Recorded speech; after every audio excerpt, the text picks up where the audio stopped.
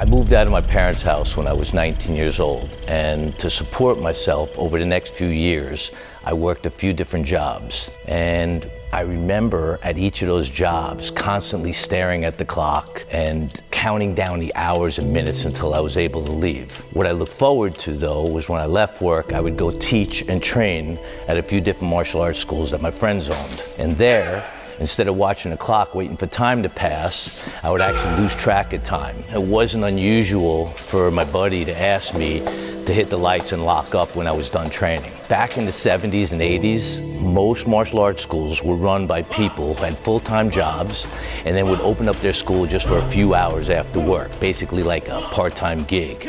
My dream was to open up a full-time martial arts school and make it my full-time career. And when I was 22, which was 40 years ago, that's exactly what I did. I opened up my first full-time martial arts school.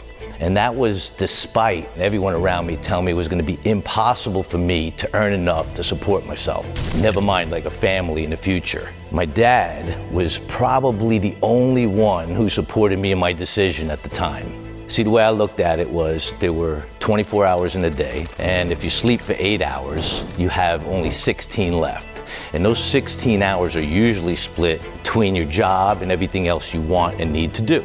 Think about it. If you don't love what you do or you don't like what you do, you can be miserable for half of the time that you're awake. And that's when I made the decision that I was going to do what I love to do, understanding that I was going to struggle financially. You could basically say that I chose to chase my dreams rather than chase money.